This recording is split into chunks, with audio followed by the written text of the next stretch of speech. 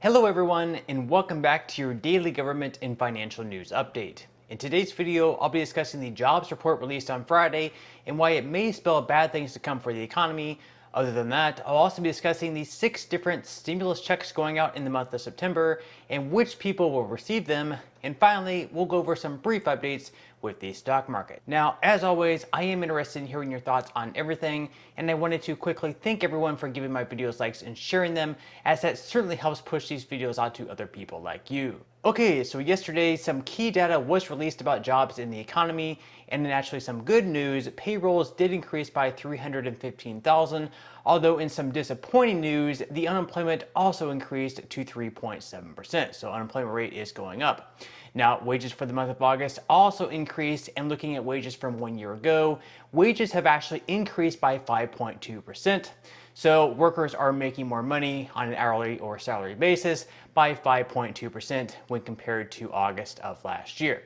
Now, while this would normally be a very good thing, considering that inflation has increased by 9% in the same time frame, unfortunately, real wages have actually seen a decrease of around 3%. So even though workers are receiving a 5% increase at work, a 5% raise, because of the 9% inflation, workers are actually seeing a net decrease of right around 3% because of Joe Biden's inflationary policies. Now, simply looking at the chart up on the screen, you can see that back in November and December 2020, net wage gains were 3.2 and 3.7%.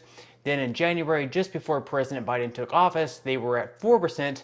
Then from there, we sort of saw a steady decline, which seemed to be enhanced even more after Biden passed the $1.9 trillion stimulus package. And if you think that's concerning, most experts predict the unemployment rate to continue rising over the months to come as interest rates continue to rise, which sure could lower inflation, maybe at least, or we could just go from having a recession to actually experiencing stagflation, where we not only continue to have high prices, but we also experience high unemployment and slower economic growth. So that's really the worst case scenario right now. So here is economist Tyler Goodspeed explaining why he believes that the current pattern will lead to employers begin laying off their workers. And I think we're probably going to be looking at a higher unemployment rate moving forward. And one sort of leading indicator of that is that we did see average hours tick down. So usually the pattern here is that we see job vacancies start to come down, employers reduce job openings, and then they start reducing hours, and then they start reducing hiring and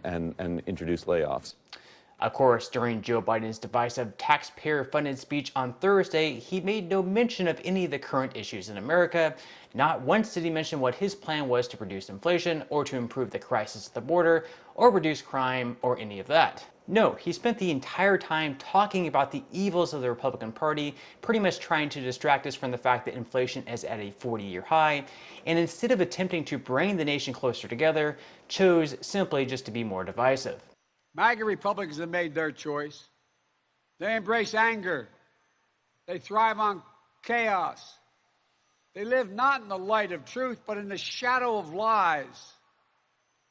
But together we can choose a different path. And brazenly enough, Biden also said that our economy is faster and stronger than any other advanced nation in the world. And today, America's economy is faster, stronger than any other advanced nation in the world. We have more to go. Whether President Biden wants to change the definition or not, the fact is our country is currently in a recession. It could soon very well turn into stagflation. Now, speaking of inflation, many states this year have been sending out inflation relief, stimulus payments, or tax rebates. So this month, 6 states, yes, 6 states, are going to continue sending out payments. So first off, up in Alaska, residents can expect to receive $3,200 payments by September 20th, which will combine the energy relief and the state's permanent fund dividend. Then over in Pennsylvania, homeowners have the ability to apply for a payment of up to $1,658 in property tax rebates by the end of this year, and some checks will actually go out as soon as this summer. Hawaii and Virginia are 2 other states sending out payments. To be specific though, these are actually tax rebates and will be dependent on their income and tax liability. On September 12th, Illinois will be sending out a tax rebate as well, where people earning under $200,000 will receive a massive amount of $50 each. Families in Illinois will be able to receive up to $300. Then in Colorado, residents will receive checks of $750 for individuals and $1,500 for couples, with money left over from the state's revenue. And finally, up in Minnesota, frontline workers who submitted an application for direct payments should receive their checks at some point in September as well. So those are the checks currently going out in the month of September. Then next month in October, California's inflation relief payments will begin going out as well as a few others to come, probably in November and December. And it really wouldn't surprise me too much if we began seeing other states approve more stimulus checks in the future, just as inflation continues to rise, or at least try out some sort of universal basic income program, where we've seen some cities such as Evanston, Illinois, try that out, where they're sending certain residents, mostly lower income residents, a certain sum of money every single month for, let's say, 1 or 2 years, just to see how that works. Now, at the federal level, it's pretty unlikely to happen. We're not going to have any type of bipartisan legislation to approve a forced stimulus payment when we have inflation at a 40-year high, but there probably will be some more tax rebates or stimulus checks, at least at the state level, to come, and I will make sure to keep all of you guys updated. Okay, so now quickly moving into some money news, where the stock market once again took a tumble to end the week on Friday, with the S&P 500 and Dow Jones dropping by 1.07% and the Nasdaq dropping even more by 1.31%.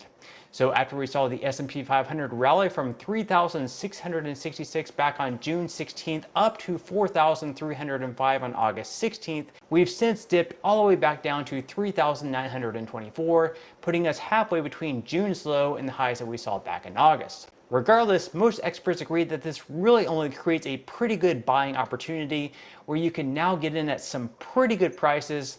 So with that said, it definitely wouldn't be a bad time to start investing, or if you've already started investing, to continue dollar cost averaging in and down. So if you would like to receive 12 free stocks and $5 worth of Bitcoin, in the comment section below, I will be leaving a link where you can receive just that from my partner in Webull.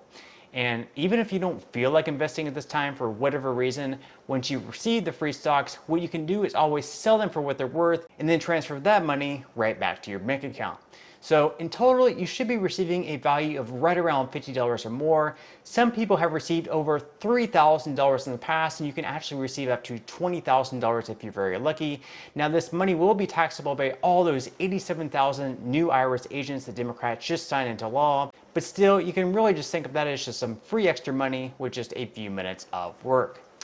But on that note, I'm going to go ahead and wrap up this video. If you enjoyed the content in today's video and you would like to see more like it, I would greatly appreciate it if you would give this video a like, subscribe to my channel, and make sure to ring the notification bell.